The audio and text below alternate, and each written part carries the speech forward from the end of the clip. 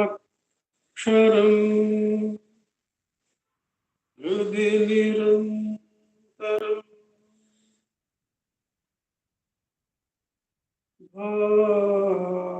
भासते स्वयं लिख्यते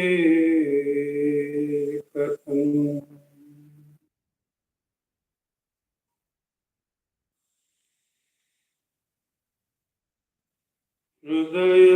हृदयकुहरमध्ये केवलं ब्रह्ममात्रम् यहमहम् इति साक्षात् आत्मरूपेण भाति हृदि विषमनसा स्वं चिन्वता मज्जता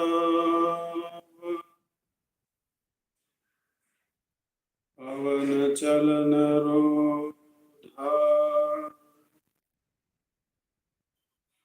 आत्मनिष्ठो भवत्वम्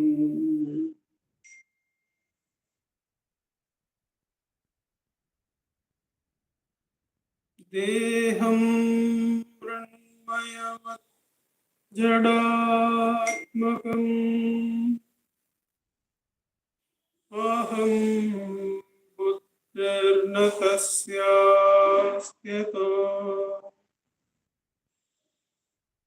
नाहं तत्तत भावशुक्तिसमये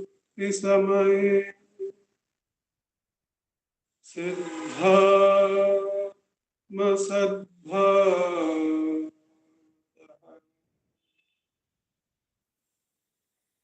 कोऽहं भावयुतः कुतो वरधिया दृष्टात्मनिष्टात्मना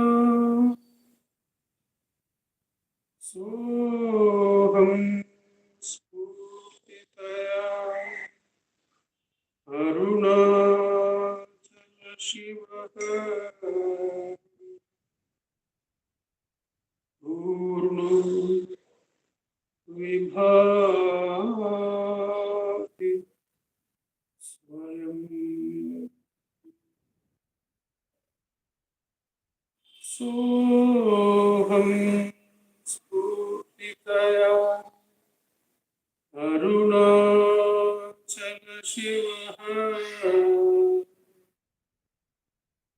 पूर्णो विभाति स्वयं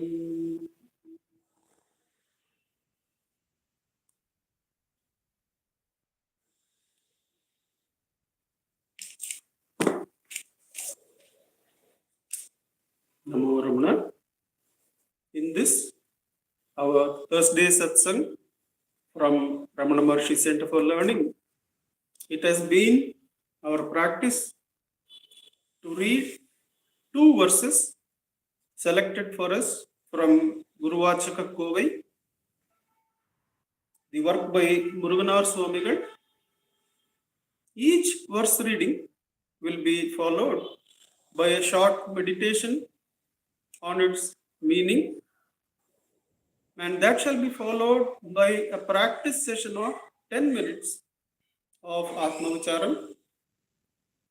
After these 2 segments of verse reading, meditation on meaning, and self-enquiry are completed, there will be summing up remarks by Shri Venkatesh Deshpande ji. Today, the offering of Sri Ramanastotram that will follow the summing up will be by Vaibhavji and Prarthanama online in chanting, and we'll be doing self-enquiry then. The floral team is to join us probably after the next week. This week we shall inquire during the chanting as to who is the listener. We begin this evening's satsang by taking up the first verse, verse number 226. We find this verse in the segment Investigation into Truth, Viveka. The next segment is Meditation on the Truth, and that is followed by Anubhava or Experience of the Truth. We find the verse 226 in the subheading, the state of immortality. The state of mortal is that which is subject to death. Immortal is that which is beyond death. Verse 226, the state of immortality. Birth and death attach themselves to you solely through the delusion of regarding the alien body as your true being. Birth and death attach themselves to you solely through the delusion of regarding the alien body as your true being. Therefore, the moment this powerful delusion is destroyed, immortality, your own true nature, is attained, is the whole verse. Birth and death attach themselves to you solely through the delusion of regarding the alien body as your true being. Therefore, the moment this powerful delusion is destroyed, immortality, your own true nature, is attained. Or in other words, the delusion is removed, and what remains is your true nature as immortal existence consciousness. This is the essence of all spiritual teachings, that in our journey in this world, we come to this point where we understand that the root of all miseries is the misery of birth and death. Unless we inquire into this, all other solutions are mere palliatives. There is a Dr. Hegdeji, V.B. Hegde or V.N. Hegdeji, who is also an allopath.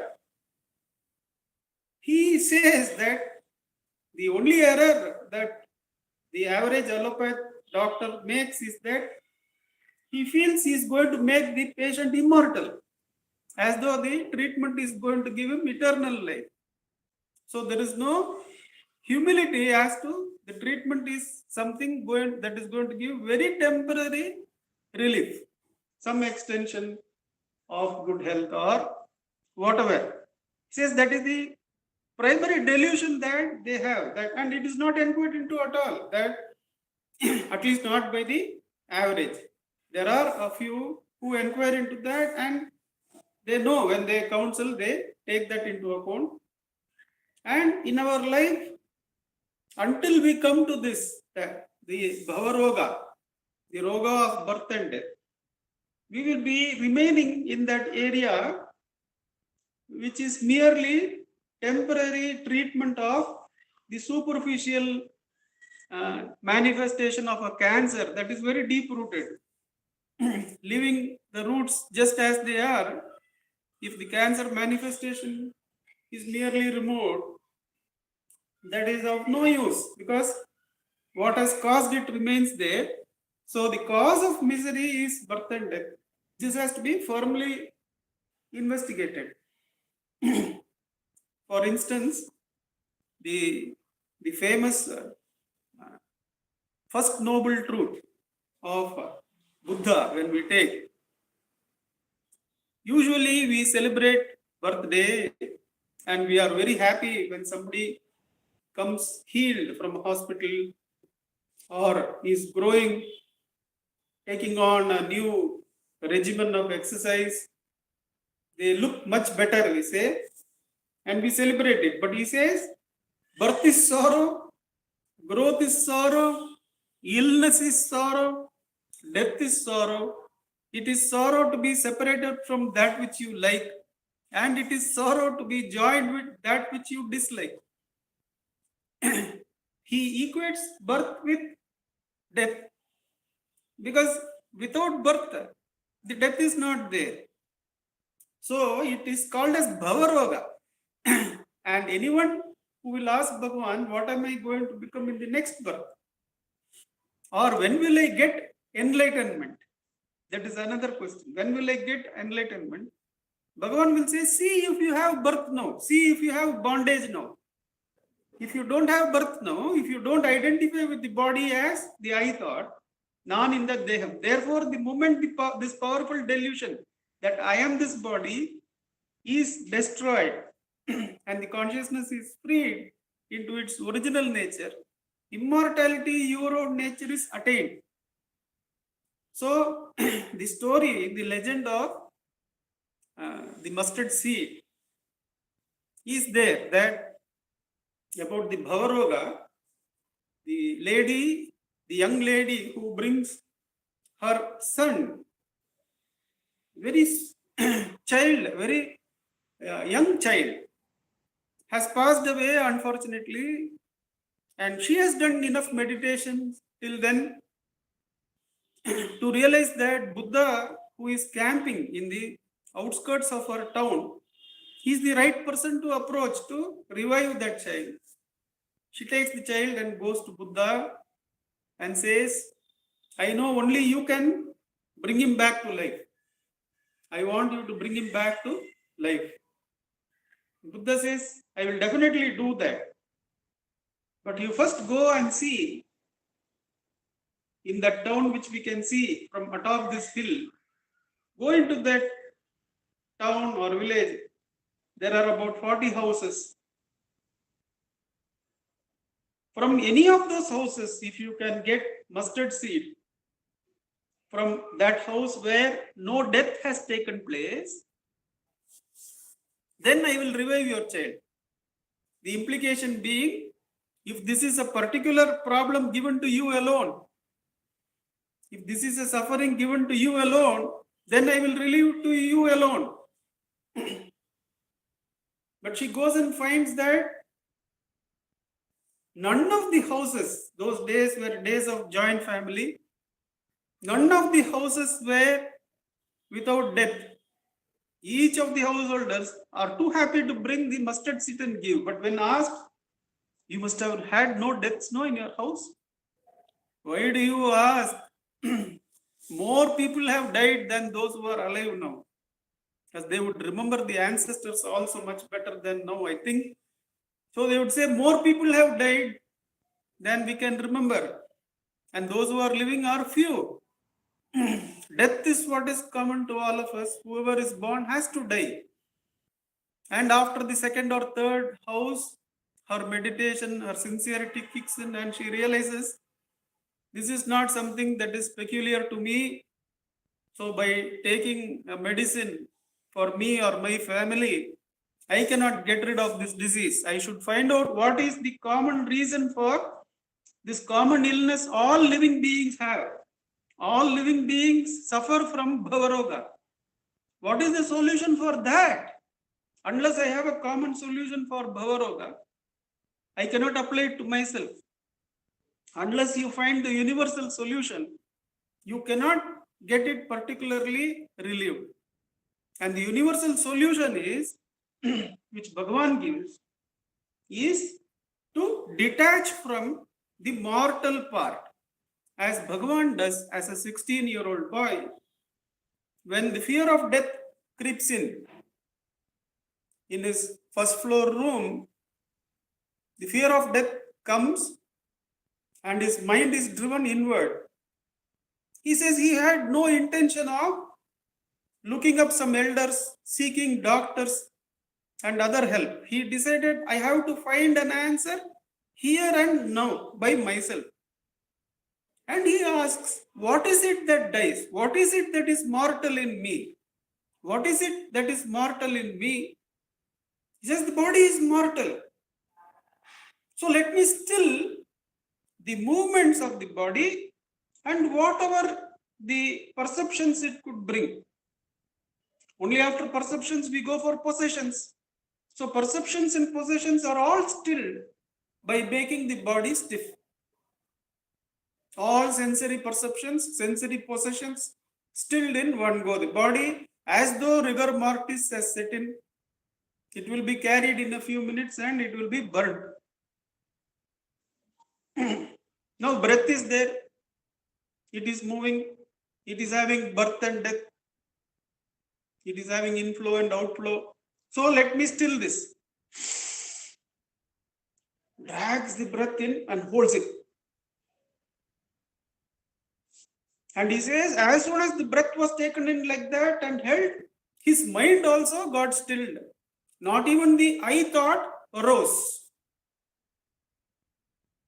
What are all mortal? The sensory body, breath, mind, intellect, I thought. All these have been stilled. All the mortal components have been stilled. Am I dead? He asks. No, I am alive. I am existing. And existing as a continuous consciousness, as I, without a break. When the ego subsides into the source, that akanda vritti, the akanda akara vritti, akanda aham vritti is experienced as I. He understands I am that deathless spirit and not these mortal elements. That is getting rid of the delusion that I am the body. I am the body. Delusion is not only I am the physical body, that I am the subtle body or causal body, are all destroyed in that inward attention. And that experience is what he teaches us as self-enquiry. In self-enquiry, we sit down so that the physical body and its perceptions and possessions are all stilled. Nothing to gain from them, all mortal. Breath-related health, breath-related movements, all stilled. We don't expect anything from breath. All movements of thought attended to and stilled deliberately. As a thought arises, one doesn't pursue it. It is mortal. It is subject to birth and death. What is it going to give? So for whom is this mortal thought? It is for me. Who am I? I am the ever-present I. Hold that. Hold that till absolutely all the proclivities to rise as thought, they are vanquished. For him, it was natural. For us, it is to be with practice and eliminated.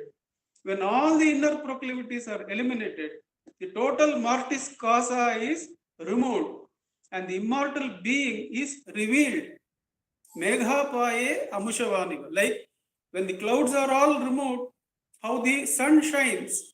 Like that, these are mere clouds. The physical body, the breath, the thoughts, and the I thought are all mere clouds.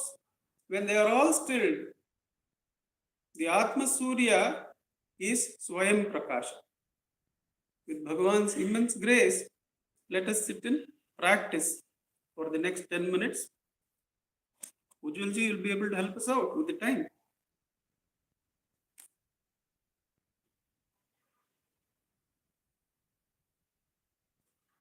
Yes, Uncle, I guess.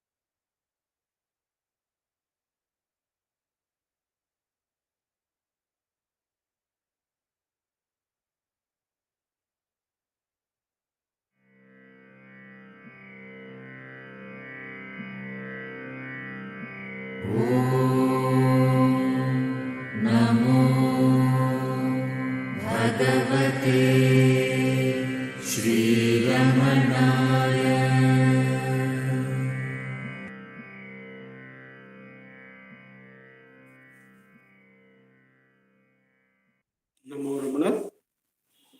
We go on to the second verse selected for us.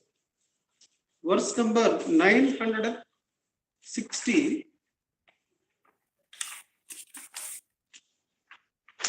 We find this in the segment Experience of the Truth. The subsegment is Sleep's Pervasiveness. Sleep's pervasiveness. Sorry, it is the conscious sleep. Conscious sleep, Jagrat Shushupti. Conscious sleep, verse 960.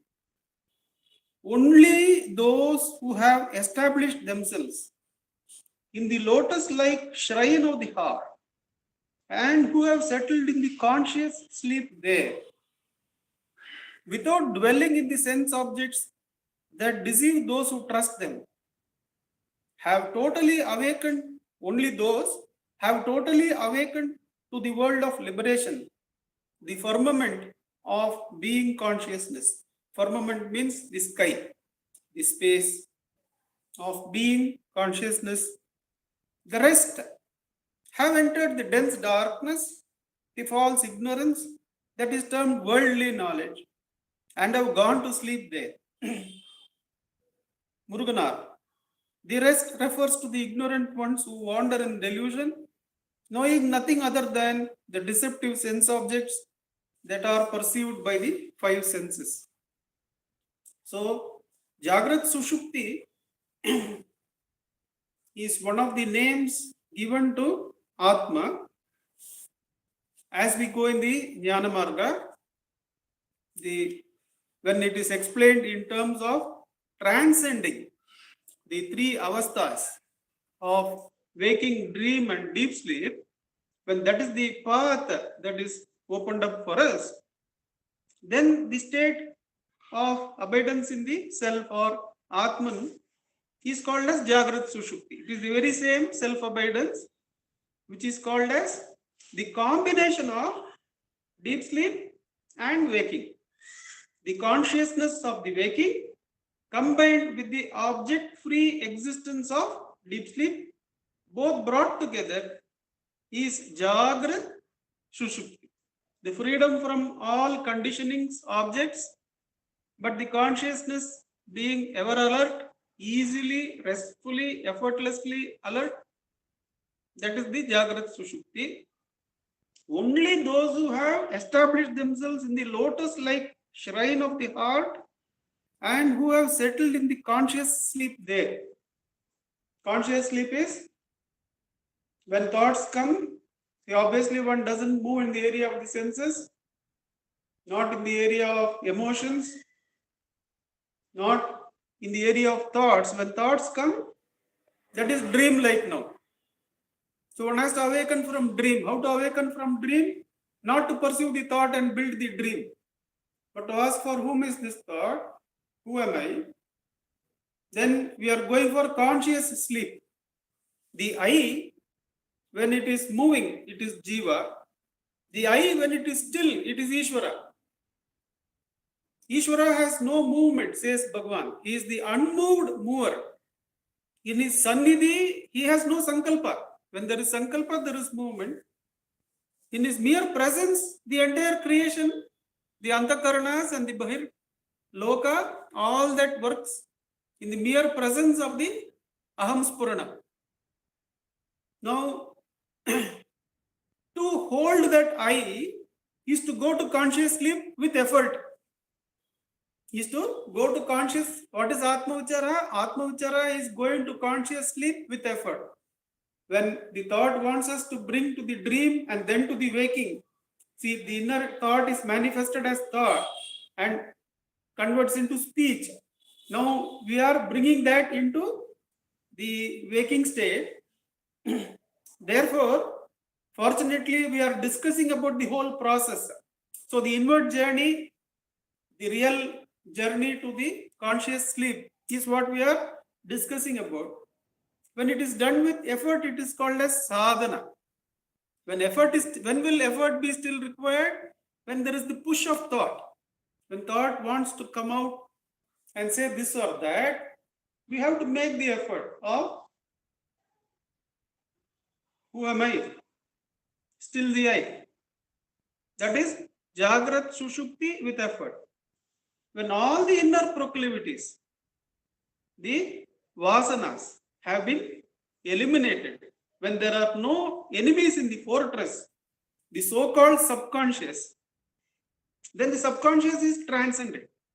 The inner darkness is transcended, and the consciousness is in touch with consciousness. That is when it becomes aham spurana. The consciousness is aware of itself. Tannai andri anniyam ondrum ariyar. That consciousness is not aware of anything other than itself. Anything other than itself is Jagrat or Swapna. Both are transcended by letting go of anything other than yourself. For whom is this other? For me. Who am I? That attention is put on yourself. Till that I thought drops its jiva nature, and from its bahir spandana, it becomes spurana. It becomes aham spurana. Am I not existing?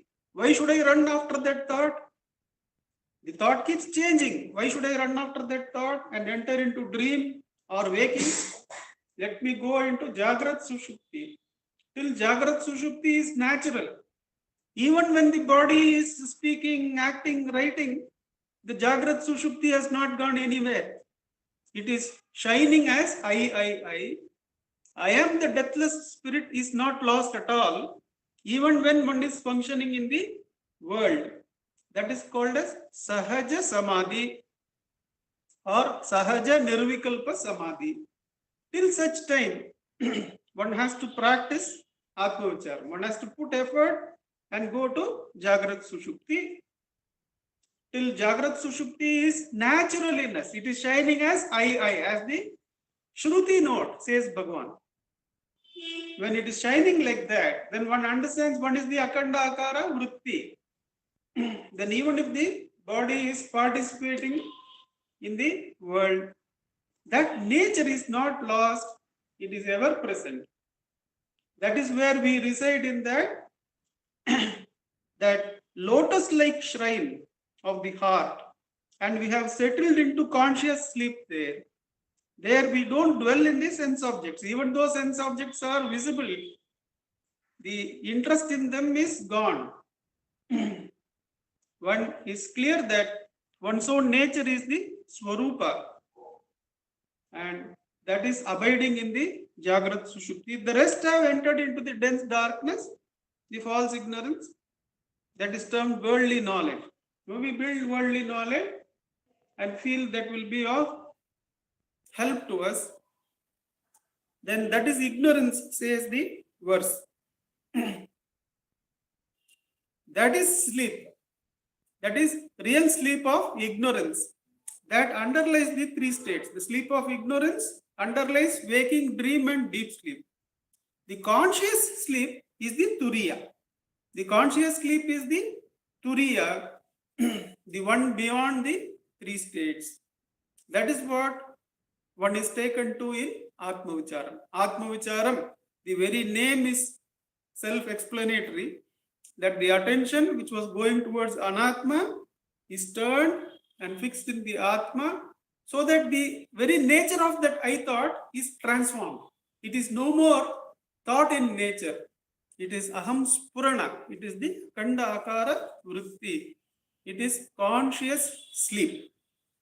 With Bhagavan's immense grace, let us sit in practice for the next 10 minutes. Ujjwalji will be able to set the time for us.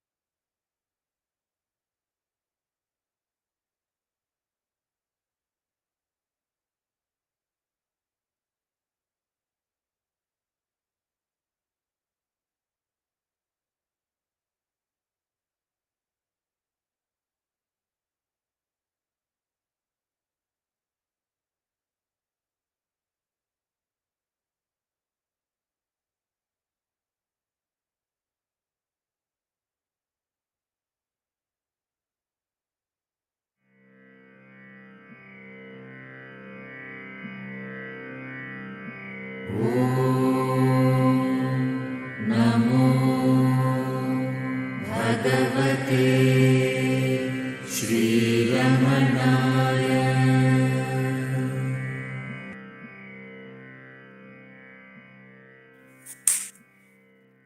Namo Ramana. May I request Venkatesh Deshpande ji to give us the summing up remarks. Namo Ramana, sir. Namo Ramana. Gurur Brahma, Gurur Vishnu, Gurur Devo Maheshwara, Gurur Sakshat Parabrahma, Tasmai Shri Guruve Namaha. Jnanamulam Gurur Murti, Pujamulam Gurur Padam, Mantramulam Gurur Vakyam, Mokshamulam Gurur Kripa. Namo Ramana. These two verses are very interesting from the perspective that it tells us, asks us two questions. How are you living and how would you like to live? You know, this is very important questions. How are you living? What sort of a life you're living? And what sort of life you'd like to live? So if you ask typically a worldly person, he says, what does he get up and say? Oh, what are my tasks to do today? And how will I earn my money at the end of the month? How much money will I make? A trader will say how much my loss is so much, my gain is so much, and how much money I have to make at the end of the month. And so that's a typical worldly person. Then you try, some fellow says, oh, let me try this spirituality. You know, I've gone through this enough of making money, then I must try to go towards God. Then he tries to attend satsangs and go and meets some spiritual people, and then that's he moves from leading a holy worldly life is to get some religious activities. He says, somebody says do puja part, he runs around here and there. Then somebody says, hey, I got fed up running here and there. He said there is something called spiritual. Oh, very good. So he goes and meets very many gurus, starts reading about the books and all. Then he says, oh, I'm this is a spiritual world. Then he said, oh, some fellows have run away to Himalayas, some have gone to joined ashrams like Shivananda ashram, Ramakrishna ashram, mutts. So maybe, next Janma I will, so this is already too late for me. I can't join. Next Janma, I'll become a sadhu. I'll start wearing the orange robes. So next Janma, he lands up wearing those orange robes. Then what happens? But still, that guru will tell him to do all odd jobs, menial jobs, washing the toilets, this and that. And I think, what is this? I must go and sit in the Himalayas. Go and sit on the top, quiet by myself.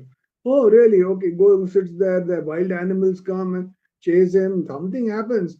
He doesn't have proper food, falls ill, dies. Then he thinks, oh, then what? All this life, what has happened is you have been trying to chase something. You're trying to run behind something and trying to find something somewhere.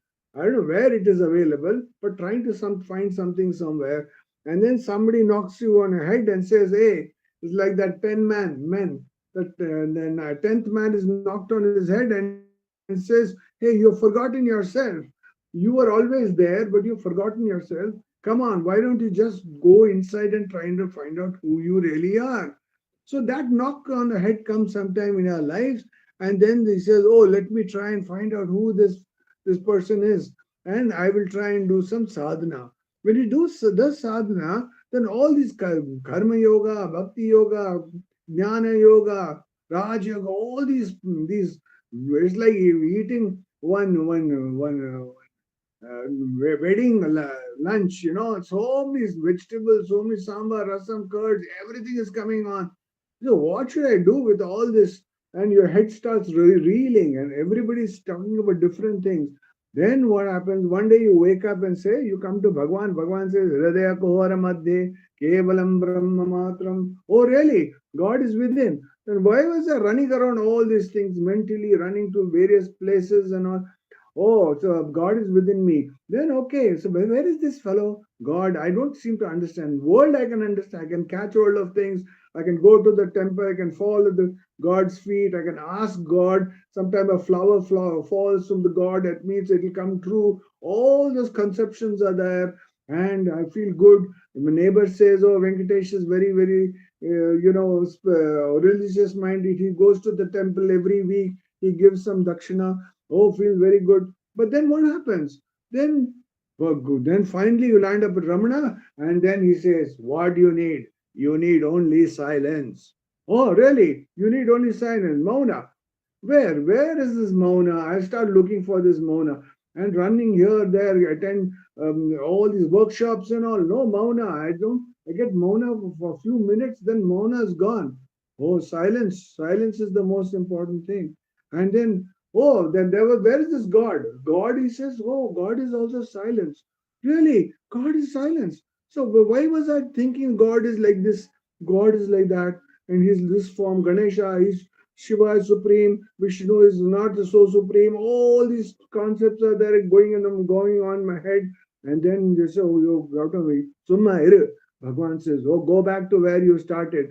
Where did I started? I started from silence, and then I went all around this whole universe doing all sorts of things. Then he says, "Go back to where you started." Go back means go back to where you started. You were always quiet. You were always, when as a child you were always quiet, and again you were, that's what they say, when you become old you become second childhood, because that everybody say keep quiet. When you get old, everybody, if you open your mouth, your grandchildren will say keep quiet, grandfather, you don't know anything what is happening. So everybody is saying summa iru, and then Bhagwan is also saying summa iru. Then what is happening? So the reality is that everybody is saying summa iru, keep quiet. Keep quiet means what? You have run around all the falsity. Now be with the truth. For some time at least be with the truth. No, be with yourself. So when you are with yourself, then what happens? You'll realize that you are at peace. You are at silence. So the second verse is beautifully said. That without dwelling in the sense object that deceive you. You have trusted them. You have trusted something that is deceiving you continuously. Imagine you have a friend whom you distrust. Will you go and go and become friends with him? No, I don't trust that fellow. I am not going to go and spend time with that at all. But look at it. Look at all of us. We are all that Bhagavan says. All this world is Jagat Mithya. It is not true. And but we think, oh, the next sale is going to come. New Year's Eve sale is going to come. Something is going to be a discount. If I buy two t-shirts, I will get three more free. Let's go. So what happens? We're continuously caught up in the Maya. So where's the time for God? No time for God. But great ones say, you don't get deceived. Don't think this is true. Jagat is mithya. It's not true. You are the truth. You are that Satchidananda Atman. You are that happiness. You are that silence which you're looking for outside. So stop looking it for it outside. Go inside. When you go inside, then you realize, oh, the thing that I was looking for always is within me. So what sort of world you're looking for? Are you looking for a world outside, or were you looking for a world inside? That's the question each one of us has to ask. And if we get an answer that we have to become antarmukha, we have to go inwards and really be with God, who's the silence within, who's the Atman within, who's the consciousness within, who's the I amness within, then you will stop going into the world, because you know it's not true. It is an illusion. It is going to is deceptive. It's not going to give me everlasting happiness. It is going to give me momentary pleasure, and I don't want momentary pleasure. I sit in satsang every day trying to understand the truth. Well, truth means what? Truth is always been there, is there, and will be there. So the consciousness is always there. So be with that. How do you be with that? Being in the self. When you do self-inquiry, you're always established in the truth. If you are established in the truth, then why will you run behind these objects free of of all full of, it is a bitter pill with a chocolate coating. Olden days when we were young, there used to be one for I don't know, maybe there now also. For malaria, they used to give a tablet called Nivaquin. Nivaquin is a funny tablet. It is very bitter inside. Outside, it's got chocolate coating. So when you put it in your mouth, you feel nice. But don't keep that tablet for too long in your mouth, because the chocolate is going to wear off and then the bitterness is going to come. So Bhagavan says, importantly, this is what they say, that the rest have entered the dense darkness. The false ignorance, that's term worldly knowledge, have gone to sleep here. See, what is sleep? See, when we think sleep means we are deep sleep or a dream state when we think of this. But Bhagavan is giving another dimension to sleep, that you have gone into the world of Nama and Rupa, Vishya, Vasanas, and gone off to sleep. Gone off to sleep means you're deep in ignorance. So when you're deep in ignorance, nobody can pull you out of that ignorance also. That means it's like deep slumber. You're soaked so much in the materialism that nobody can pull you out. So this is important. So important thing is this Jagra Shushupti, to be in the same state where you are totally in awareness, total awareness, and but you are in absolute silence within. That's the trick of leading a life in God. So let's all pray to Bhagavan that we are having this satsang last few days of the year, that we are continuously thinking of him. Like I went to Papa Ramdas's thing. He was talking about three things. He was talking of Nama, there they say Om Shri Ram, Jai Ram, Jai Jai Ram. Then Dhyana, doing, and then Seva. They talk of three things: Nama, Dhyana, and Seva. So Seva is what? Nishkama Karma. When you are in the world, you have to follow Dharma, you have to do Seva. And then you are in Dhyana, which Bhagavan talks about. And Nama, if you're falling asleep, do take name of Om Namo Bhagavate Sri Ramanaya. Take God's name, and then you can go back to self-inquiry. So that's the only way to salvation, though. That's only the freedom from ignorance. That's living in the truth and not in falsity. Om Namo Bhagavate Sri Ramanaya. Namo Ramana. Namo Ramana, sir. Namo Ramana Vaibhavji and Pratnama. Can we start the chanting? Yes, The sir. rest of us, we can sit in self-inquiry. Namo Ramana. नमो रमण भारद्वाज विश्वनाथ विरचितम् श्रीरमणाष्टोत्तरशतनामावलिः अपार सच्चित् सुखवारिराशे यस्योर्विमात्रं भुवनं समस्तं गुहाहितं तं रमणं गभीरं चिन्ताविहीनं हृदि चिन्तयामि ॐ महासेन महोंसेन जाताय नमः ॐ श्रीरमणाय नमः ॐ गुरवे नमः ॐ अखण्डसंविदाकाराय नमः ॐ महौजसे नमः ॐ कारणोद्भवाय नमः ॐ जगद्धितावताराय नमः ॐ श्रीभूमिनाथस्थलोस्थिताय नमः ॐ पराशरकुलोत्तंसाय नमः ॐ सुन्दरार्यतपःफलाय नमः ॐ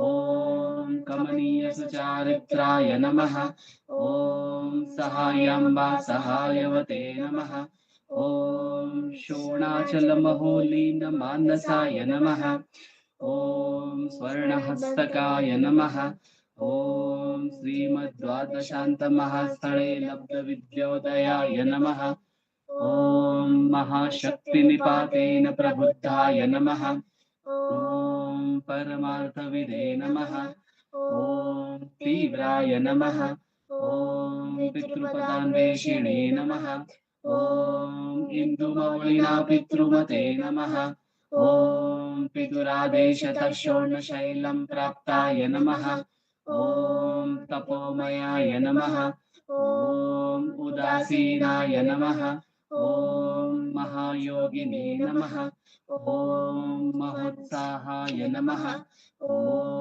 कुशाग्रधिये नमः ॐ शान्तसङ्कल्पसंरम्भाय नमः ॐ सुसन्दृशे नमः ॐ सवित्रे नमः ॐ स्थिराय नमः।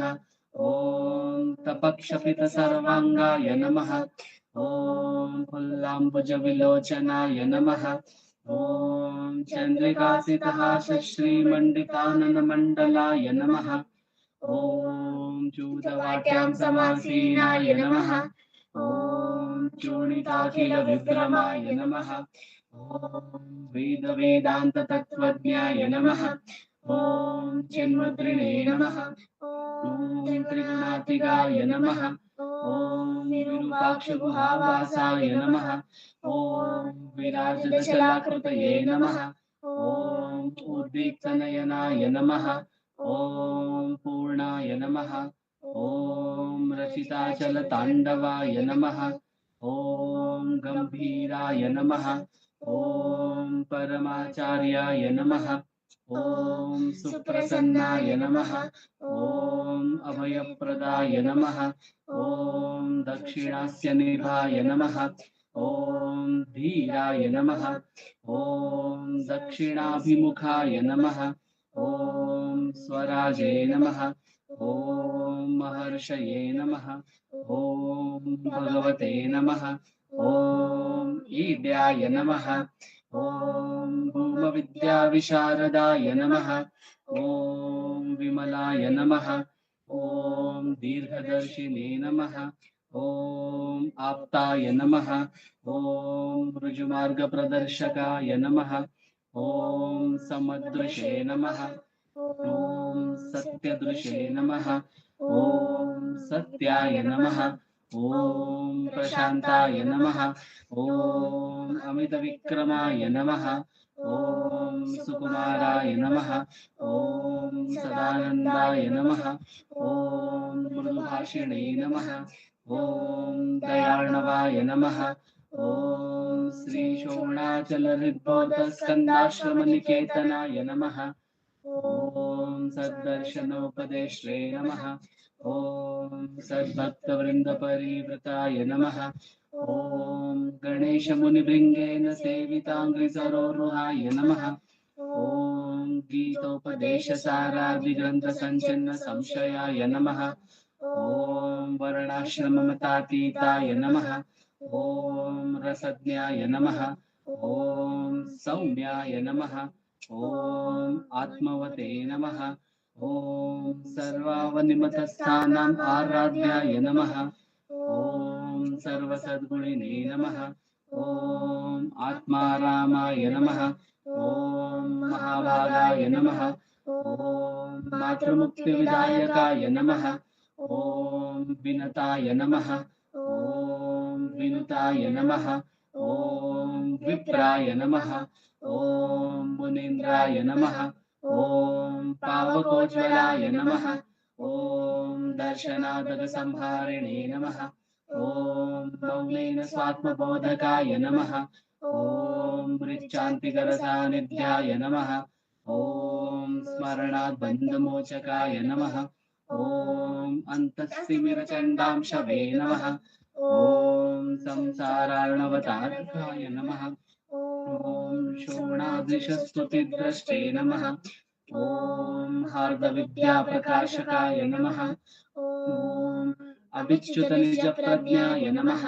ॐ नैसर्गिकमहातपसे नमः। ॐ कमण्डलुधराय नमः। ॐ शुभ्रकौपीनवसनाय नमः। ॐ गुहाय नमः। ॐ दण्डपाणये नमः। ॐ कृपापूर्णाय नमः। ॐ भवरोगविषग्वराय नमः। ॐ स्कन्दाय नमः।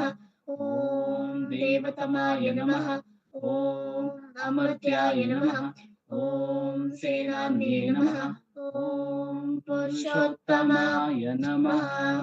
ॐ श्रीरमण भगवते नमः। श्रीरमणाष्टोत्तरशतनाम पूजां समर्पयामि। यस्थानोररुणाचलस्य पदयोः स्मृत्याजलिं प्राप्यत दिव्यानुग्रहसुप्रवाहविवशस्तादात्म्यभावं गतः ऋण्यश्च लोकान् पुनासेकराट् तस्मै श्रीरमणाय ते नमः इदं लोकोत्तरज्योतिषे। ॐ नमो भगवते श्रीरमणाय।